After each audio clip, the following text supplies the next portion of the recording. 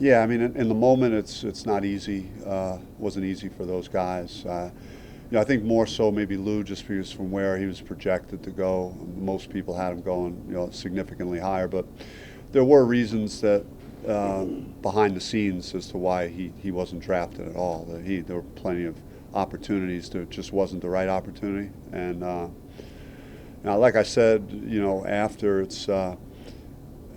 Their value was kind of demonstrated by how quickly they signed two-way contracts. So, both guys are just preparing now for the Vegas Summer League, and they're excited about, Lou being in OKC and Zylan, being with the Pelicans, and they're just ready. I mean, they're both guaranteed to be in the NBA next year for at least a period of the season, and the rest is up to them for how long they're going to play and stay in the league. But I think both those guys, they've signed their first contract, but I got a pretty good idea that they'll sign a couple of more contracts, and those are the ones that matter the most, that second and third contract. Sorry, what do you think about the nature of the second round and kind of just the randomness of the way some of that works?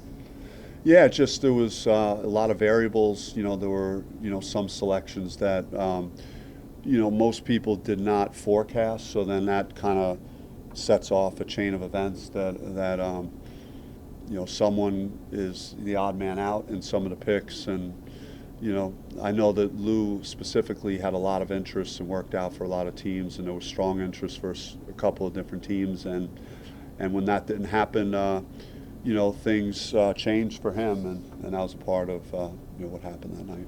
Is it better once you get to that point to almost not be drafted? That way you kind of control where you can go for a fit that fits you better? Yeah, I mean, I think that's what was going on. To my knowledge, my understanding, there were a couple teams that were going to draft Lou under certain criteria of things they wanted, and his representation did not feel comfortable with that, and they told them, you might want to go in a different direction. And so it did work out very well for Lou to be in a two-way situation, and a one-year deal. So he's able to control his own destiny a little more. Same thing with Zyla. Coach, how much has the draft changed since you were in the draft in terms of magnitude, in terms of so many underclassmen? What did you notice being there so different from when you were drafted?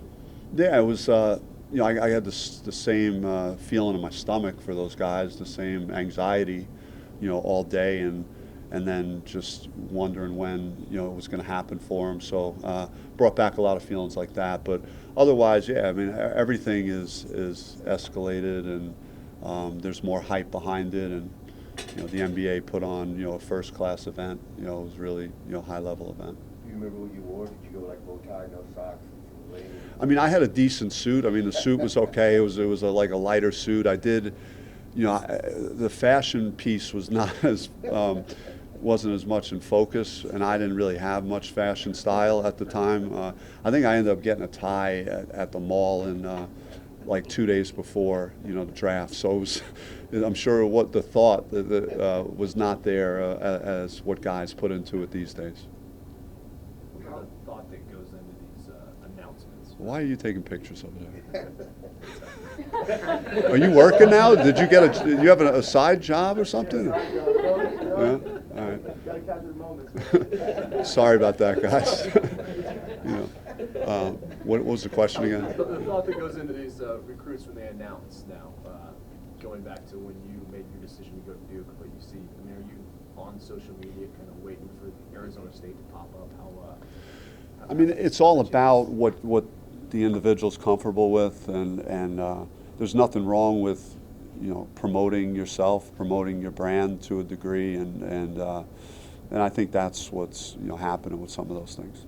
When you're recruiting, how much do you project to the possibility of somebody being maybe a one and done? How does that factor into your calculus of who to recruit and all that? Yeah, like when I had Lou last July, and I already knew that he was really good when we recruited him. He was one of the guys so excited to coach, and then I watched him for a week, and Coach Berno and I talked about we better make sure that we get someone else and start recruiting with the understanding that this guy might be gone in 1 year, because that's what he was showing us. So you got to have your pulse on each situation and try and have contingency plans based on what you're looking at on the floor.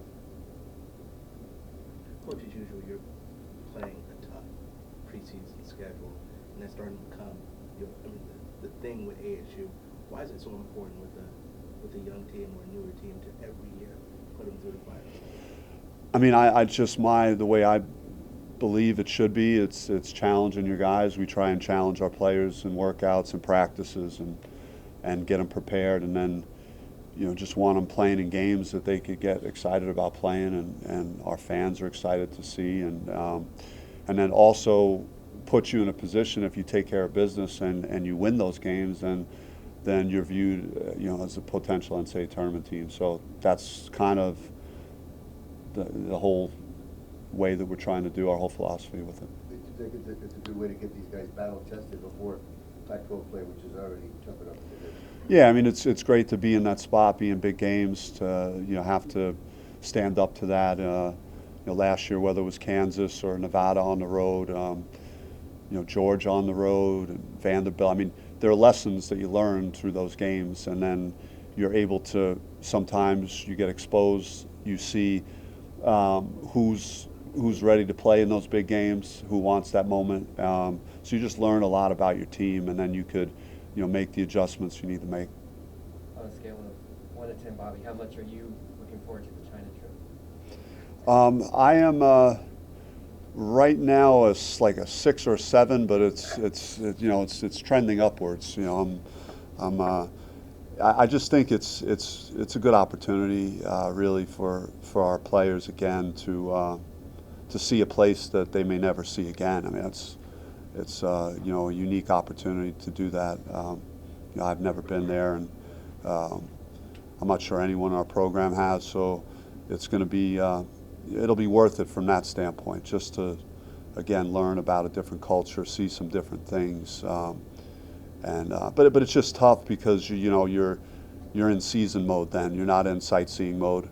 But we'll be able to get out and see some things, and then get prepared to play. Is it difficult to build the rest of your non-conference schedule around that, especially early on, with how much time it takes? I mean, it was just like we had to squeeze a few games in, and because we had to give the appropriate time on the return trip to give the guys enough time to get readjusted to being back here before we would play anybody else again. So that was going to be and you're already in a tight window to get all your non-conference games in. So that was the challenge, and we were able to structure it so that we feel like there is enough time for us to get prepared to play all the games that we're playing. But it wasn't in a most ideal sense to go to China and then go all the way to Connecticut, and then bounce around in Jersey. And so we were going to be on the road a lot more than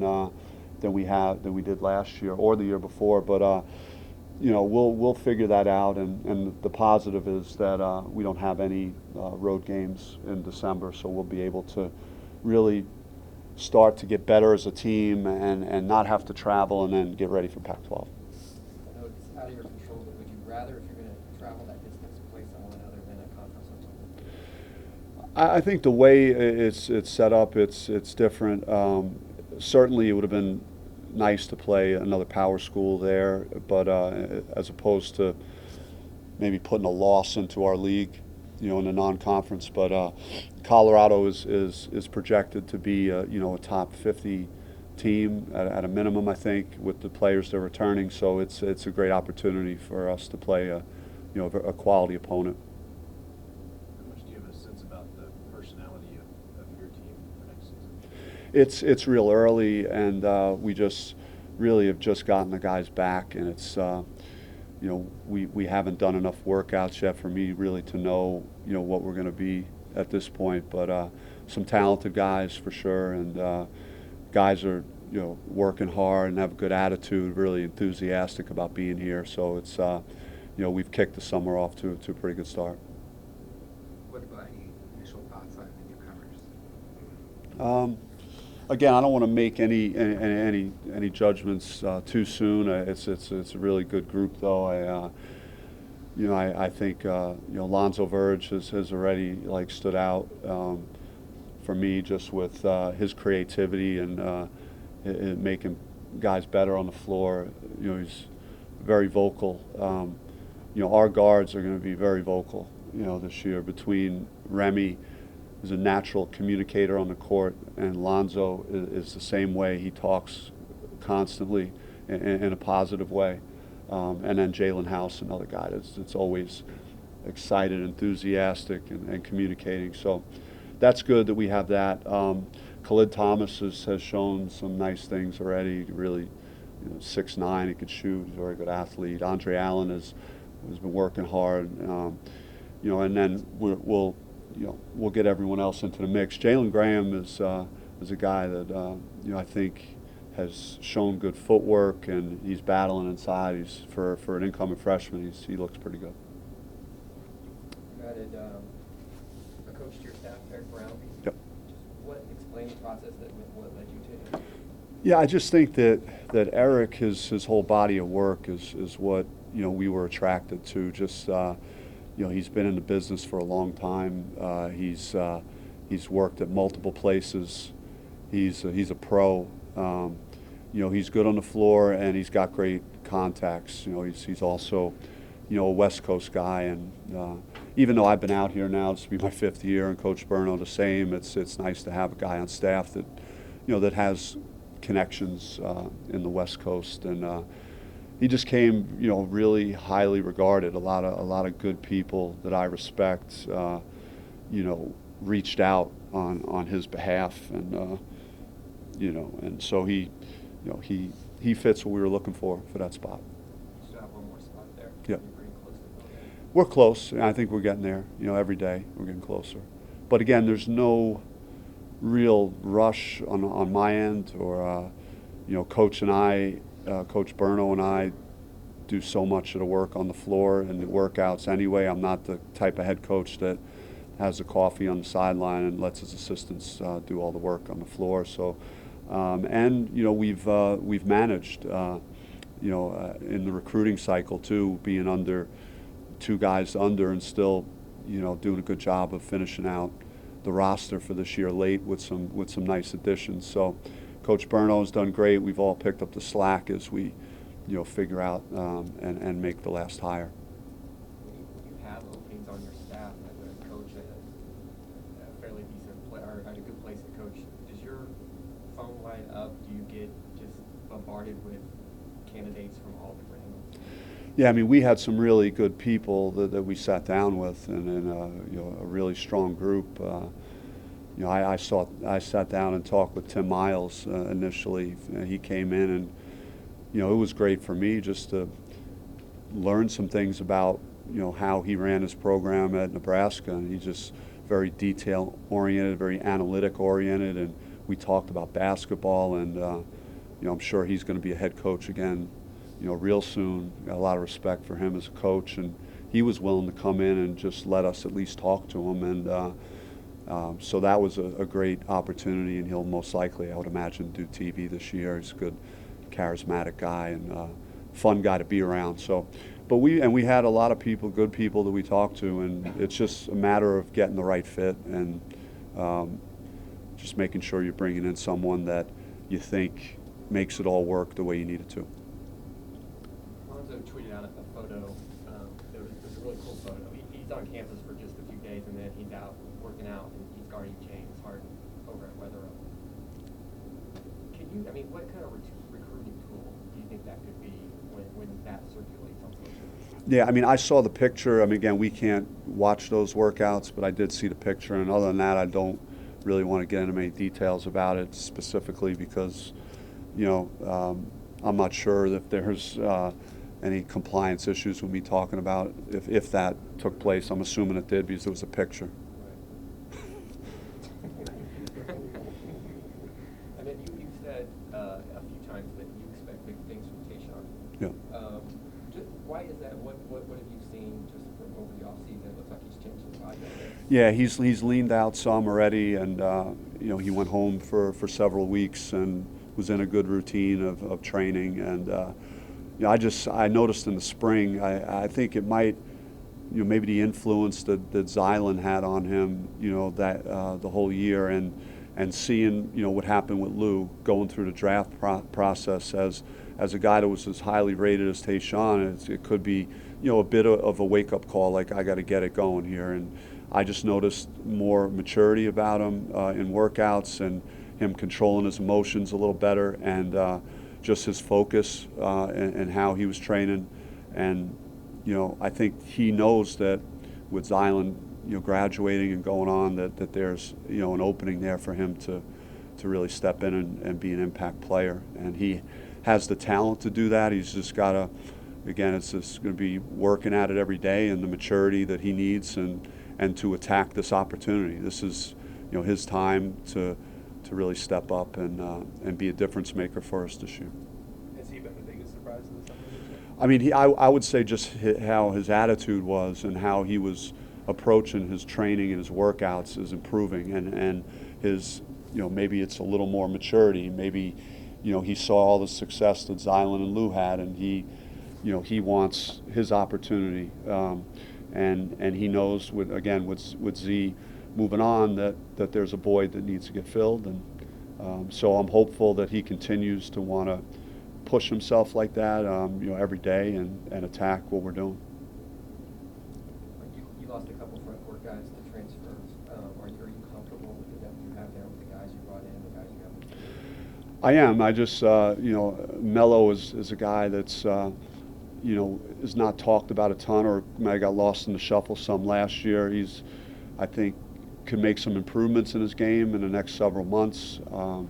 He's in far better shape than he was last year at this time. He's done a better job of, with his training, and I think he could take another step and, kind of cushion the blow of losing, Zylan on the front court by just getting better. I mean, that's what programs have to do. If, when your freshmen become sophomores, they should make a jump. When they become juniors, they should make another jump, and to compensate for what you lose.